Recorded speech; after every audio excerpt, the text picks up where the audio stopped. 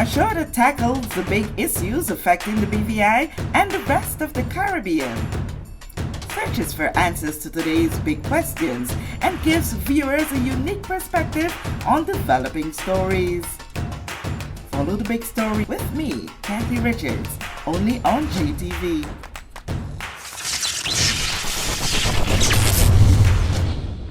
This is the big story. I'm Kathy Richards. I want to thank you so much for joining us for JTV's elections coverage, 2023 general elections. I'm here all the way in the beautiful island of Antigua, as you can see in the background there, because we came specifically to catch up with Mr. Vernon Vanterpool. We have to go where they are to get them, and so that's why I'm here in the beautiful island of Antigua. It's such a pleasure to be with you, Vernon.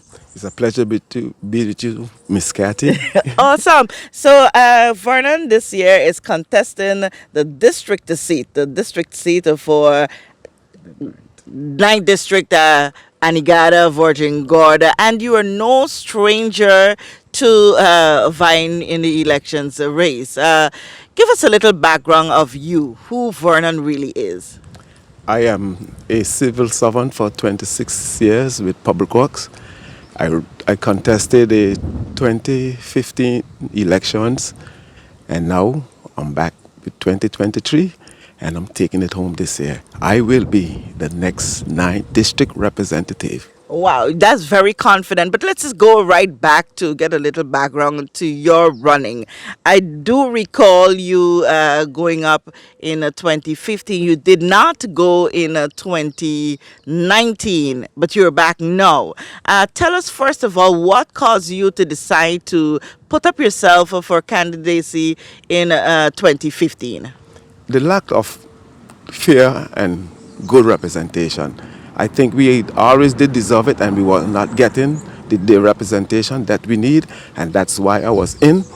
And now it's the same story. I'm back this time to give the people the true representation that they deserve. What were those issues back in 2015 that you think that you thought back then that the people of Antigua and Virgin Gorda were not getting addressed?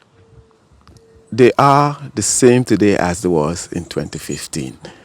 They surround education, health, the infrastructure, and the list goes on and on. And it's very disturbing that these things should have been fixed maybe 5 years ago, but they are still here and they are true.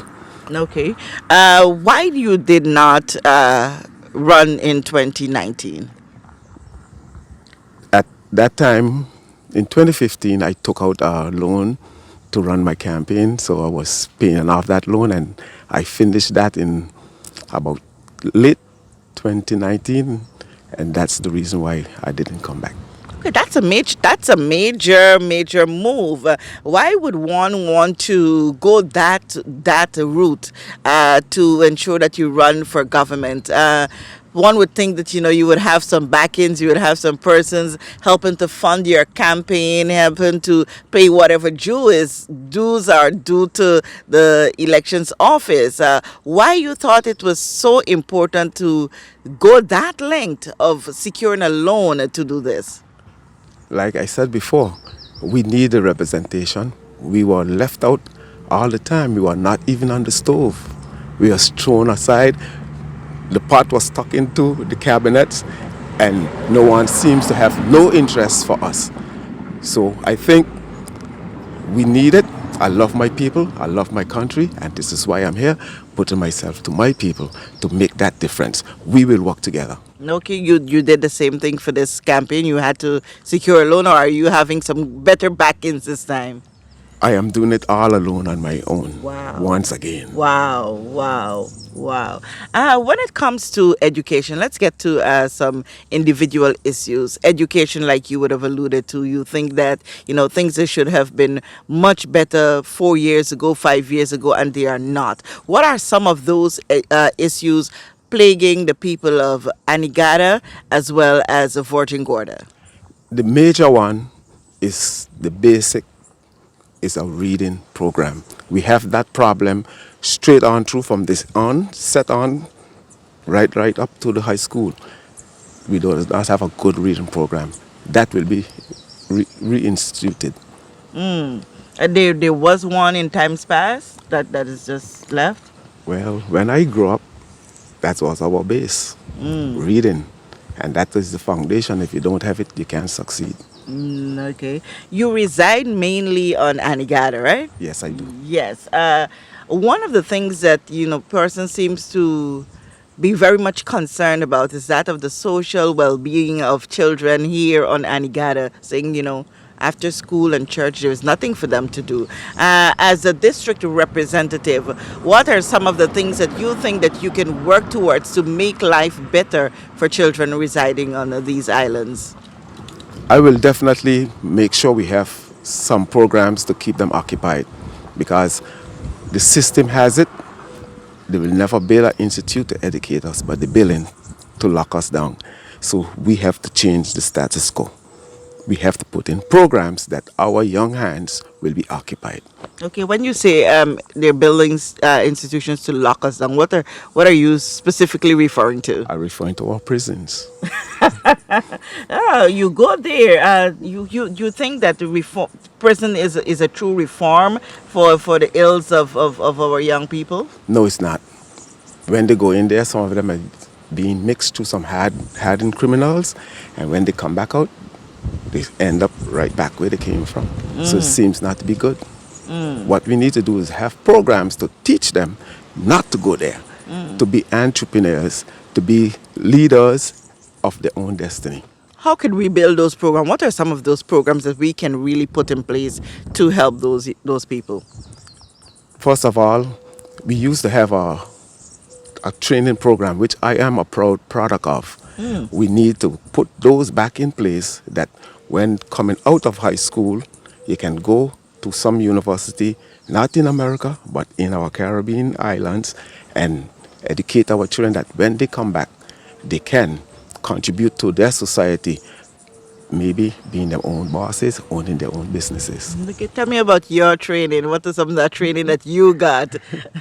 Well, my training was good. It was in the 80s, and the program were CEDA, and that was a Canadian funding.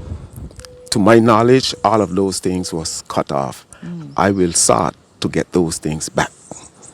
And my training, I went, was a lot of us Virgin Islands there. We were in various fields. Some was in medical, some was in legal, electrical, mechanics, and the list goes on and on. And sadly, we came back. There was no positions for some of us, so then some of us pick up and left. And this is what I am trying not to happen, to continue have a brain drain on our islands.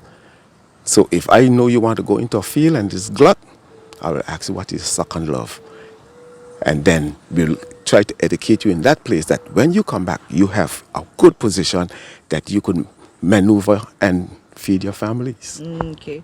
Vernon, this territory would have experienced something like never before in its history. We had the Commission of Inquiry that was called on this territory. We saw it was a big thing. The report came out, and, we were put in a position in order to avoid the suspension of our constitution partially. We had to agree to the reforms as recommended in the report. What is your general take on the Commission of Inquiry, the processes through which it went through, and where we're at today? To be quite frankly, I think that inquiry, we called it on ourselves. Through the same media that we're going through now, throwing out our political slurs, which half of them probably is untruths, if not all, and then it raised some eyebrows, and now we're here faced with it. But I don't have nothing much to comment on that, but it is what it is, and whoever get in there, I feel the way to go is to come to the public and get their input before we can go and make decisions for the public, which will be the ones that is going to suffer. Okay, it's unfair of me not to go in this direction with you, just to get your thoughts. If you put yourself out there for the people to get to, appreciate and vote for you. We would have seen also for the very first time in the history of this territory where a premier was taken into custody, who's currently in custody in the United States. The former premier, Honorable Andrew A. Foy, of allegations of conspiracy to launder and in all the dabbling. So, what are your thoughts when you would have heard this happen? What was the first thing that went through your mind, and over time, how has this impacted you? You want me to be Be really very honest. serious about it? Be very serious and honest. Very at the very first time when I heard it, I felt it was a setup, and I still feel today it is a setup.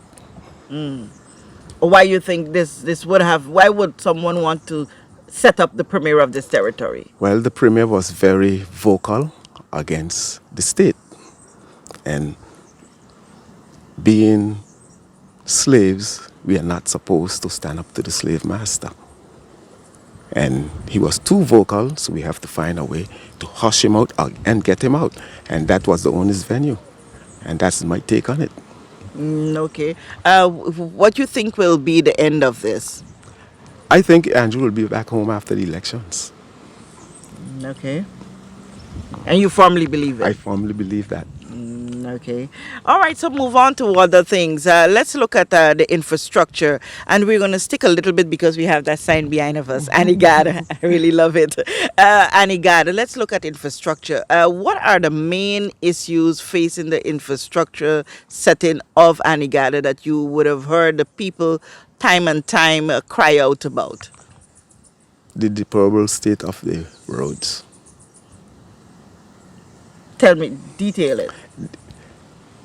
We have some 12 years and going. Had some contracts was issued. Actually, those contracts determine the outcome of the votes here in Anegada in 2015. Oh. And up to this day, those roads are still in the same position that they were then. And some of them want us to leave it because the tourists like it, but it destroys the citizens' cars. So we need to have those roads fixed. We got sometimes to forget about the tourists because, hey, it is us suffering on these roads daily. This is your home. Yes, Yeah. this So, is where we live. so you're saying that the people should come first. The interest Of of the course, at people all should come times, first. always. Always is the first. People first. It's a democracy we're living in. It's of the people, for the people, by the people. But the last few elections, it seems not to be that way.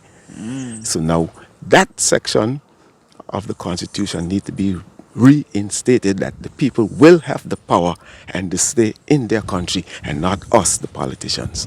Ah, awesome. I'm getting into you. Vernon, the other issue that is a very sore point here on Anigada, that of healthcare and healthcare services. We know what the communities like by sea from Anigada to Tortola to access the main hospital of the territory, and persons have been crying out a whole lot about proper air transport and others for medical and other purposes. What's your take? It is not good. It should have been fixed long time, and it will be fixed by me. It's heartbreaking. Today, right now, presently, you are a resident of Anegada. God forbid, if you have to have an emergency, you face the same dilemma as us. First, we got to have maybe $600 to open up the airport. Wait at 3, 4, 5 hours, sometimes up to 8 hours. If we can get a flight to get out of here, and when you're done, it's upward of $3,000. Most people don't have that. And I think it's unfair. It should be a government drive initiative where we have these funds to assist the people of Anegada and Virgin Gorda. Likewise, Virgin Gorda has the similar situation, but they have a boat where they go to Beef Island, and maybe when they reach Beef Island, they might have to wait 2 hours for an ambulance to reach. and it is ridiculous. This need to change, and it will be changed. It will be changed with a Vernon as a district representative. Definitely. Definitely. Talk to me about the dock. Whew. That dock is a mess. Both docks, Anegada and Virgin Gorda, we all mixed up cargo and passengers.